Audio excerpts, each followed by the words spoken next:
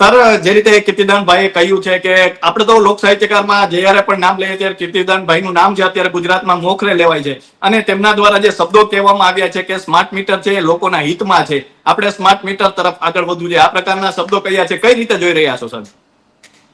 જુઓ કૃપાલસિંહ, દરેકને પોતાની વાત રજૂ કરવાની એનો અધિકાર છે. યસ. માનવું કે ન માનવું એ જનતા ઉપર છે. યસ. ગોપાલભાઈ ઇટાલિયાએ આની ટીકા કરી, ઇન્દ્રનીલભાઈ રાજગુરુએ તમે કહો છો એમ ટીકા કરી, બીજા કેટલાક લોક સાહિત્યકારોના પણ ફોન આવ્યા. ઓકે. અને હા, અનેકોના, અને કેટલાય લોકોએ આજે અમે લોકોએ જે આ મેટર બનાવી છે ફ્રન્ટ પેજ ઉપર અમારા દૈનિકમાં, તો એને બધા જ લોકોએ સરાહના કરી, કોઈએ ટીકા નથી કરી. બધાએ કીધું બરાબર છે, આવું જ હોવું જોઈએ. પણ હું આપને કહું, કીર્તિદાન ગઢવીએ કીધું કે સ્માર્ટ મીટર બહુ સારું છે, લોકોએ સ્વીકારી લેવું જોઈએ. જી. પણ કીર્તિદાનભાઈ નો પોતાનો અધિકાર છે કહેવાનો, ભલે નહીં કે ઈ કે એટલે કોઈએ લગાડી દેવું ફરજિયાત તો છે નહીં. જી. પણ એટલી વાત હકીકત છે કે જેમ એને સ્માર્ટ મીટરની વાત કરી સરકારની ફેવરમાં, અથવા તો ઈ માને છે કે લોકોની ફેવરની વાત છે, એવી રીતે એને સમાજની તમામ જાગૃત ઘટનાઓ જે બની રહી છે એની વાત પણ ક્યારેક ક્યારેક કરતી રહેવી જોઈએ. સુરતના ઉદ્યોગપતિ ધીરુભાઈ ગજેરા, એને જે વાત કરી થોડી વાજીબ વાત છે. અહીંના ભાઈ પીપળિયા જે છે, પરસોત્તમભાઈ પીપળિયા, યસ, એને પણ આજ વાત કરી. તો એમાં જરાય ખોટું નથી સાહેબ, કે કલાકારો શું છે, કીર્તિદાનભાઈ એ હવે કોઈ એક વ્યક્તિ નથી રહ્યા. યસ. એ કોઈ સામાન્ય વ્યક્તિ પણ નથી. ગુજરાતી લોક ડાયરાના અમિતાભ બચ્ચન છે. જી. સુપરસ્ટાર છે. પ્રાણલાલ વ્યાસ પછી અગર કોઈનું આવડું મોટું નામ કે શોહરત કોઈને મળ્યું હોય તો બલકે ઈથી પણ વિશેષ પ્રાણલાલ વ્યાસ તો એ જમાનામાં ગાતા હતા જે દિવસે ટોકન ભાવે પૈસા મળતા હતા, લાખો ભાવે નહીં, ટન ભાવે નહીં, ટોકન ભાવે. તમે આજે કલાકારી જ્યાં એનો ડાયરો હોય તો જે તે સમયે તો મેં એવા ડાયરા જોયા છે જેમાં કલાકારોને લઈ જવા ને મૂકી જવાની સગવડ કરવામાં આવતી હતી વાહન દ્વારા, અને એક જગ્યાએ ઉતારો આપે, સારું જમાડે અને 5-15 હજાર રૂપિયા આપતા હતા. બસ, ધેટ્સ ઓલ, બધું આવી ગયું એમાં. અને આટલી માત્રામાં ડાયરા થતા નહીં, અને મોટા ભાગના ગૌશાળા માટે અને કોઈ સ્કૂલ માટે ને કોઈ ધર્મશાળા માટે, એટલે મોટા ભાગના વગર પૈસા થતા. એટલે કલાકારોનું ગુજરાન માંડ ચાલતું, એમ કઉ છું.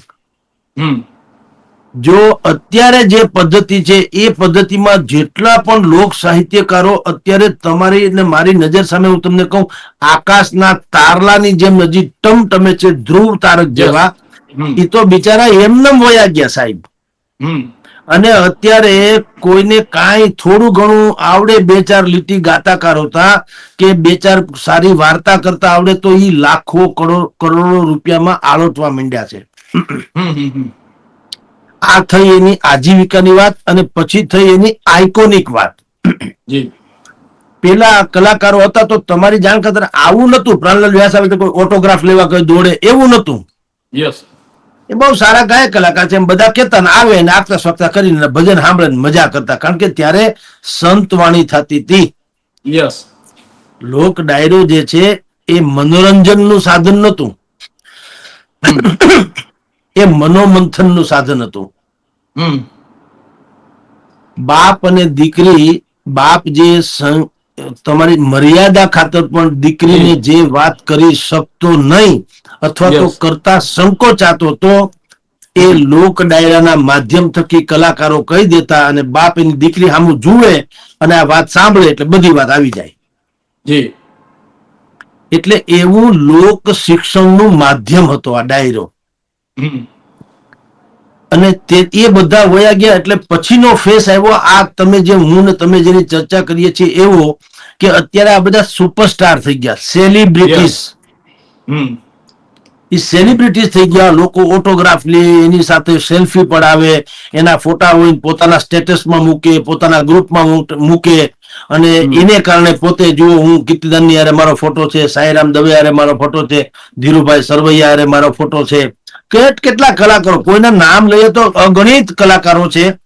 એ હવે શું થઈ ગયું છે કે એક તો વિપુલ માત્રામાં ડાયરાઓ થવા માંડ્યા છે, વિપુલ માત્રામાં પૈસા પણ એટલા જ મળે છે.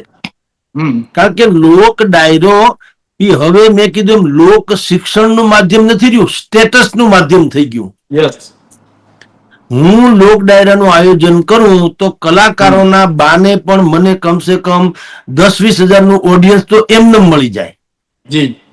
અને ઈ ઓડિયન્સમાં મેં જ આયોજન કર્યું હોય એટલે કલાકારો સ્વાભાવિક જ મારી પ્રશંસા કરવાના.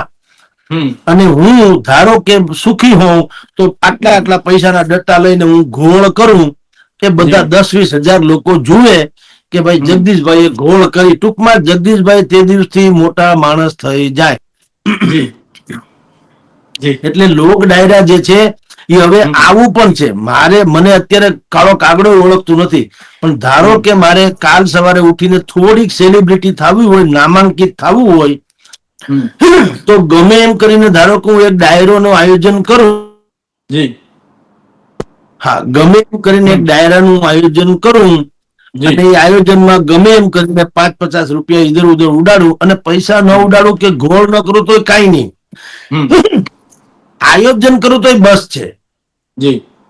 આયોજન કરવું એટલે જે કોઈ કલાકારો છે એ સ્વાભાવિક જ મારી સરાહના તો કરવાના. આપણે તો ગાડે બેઠાના ગીત ગાવા ટેવાયેલા છીએ.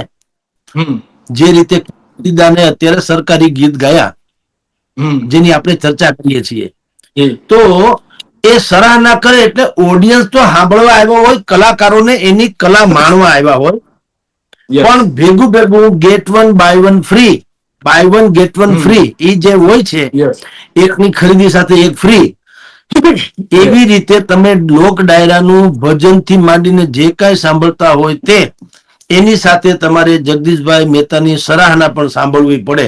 હું કામ છૂટકા નહીં, આ કઈ ટીવી નો પડદો નથી બંધ કરી દેવાય, આ તો લાઈવ છે. લાઈવ એટલે તમારે ગમે કે ન ગમે એ મને સાર ઉડાડે કે હાર પહેરાવે કે વળી મારી કઈક બે દુહા ગાઈ લે મારા વિશે, મારા એટલે જે આયોજક હોય એની વાત કરું છું. એટલે ઈ બાને આયોજક, ટૂંકમાં આયોજક ઈ પોતે પાછો એટલા વિસ્તારમાં, એટલા પરગણામાં આ ભાઈ કઈક છે એવું સાબિત થઈ જાય. આવા સંજોગો જયારે અત્યારે નિર્માણ થયા છે કે કલાકારોની આભા ઓર વધી ગઈ છે, ઓરા ઓર વધી ગઈ છે, શાખ ઓર વધી ગઈ છે, ધાકે કેટલાકની ઓર વધી ગઈ છે, એ જુદી ઘટના છે. તો એવા સમયે સાહેબ કૃપાલસિંહ, કલાકારોએ બહુ જોખી તોડીને બોલવું જોઈએ.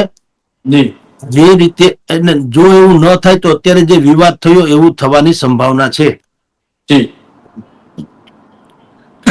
સ્માર્ટ મીટર સારું છે કે કેમ, એ તમારે ખાલી સર્ટિફિકેટ આપવાની જરૂર નથી. પેલા તો કીર્તિદાનભાઈ આમાં આમ જુઓ તો ઇન્ડિવિજ્યુઅલી કેસમાં કહું તો એને તો વિડીયો ઉતારીને એને કઈ જાહેર ડાયરામાં નથી કીધું, કોઈ એક જગ્યાએ એને વિડીયો ઉતાર્યો એનો બનાવ્યો અને મોકલ્યો છે, એટલે એને ભલે અધિકાર છે. પણ સ્માર્ટ મીટર સારું છે એવું કીર્તિદાન કે તો વિવાદ શું કામ થાય? કારણ કે કીર્તિદાનને લાખો લોકો ફોલો કરે છે.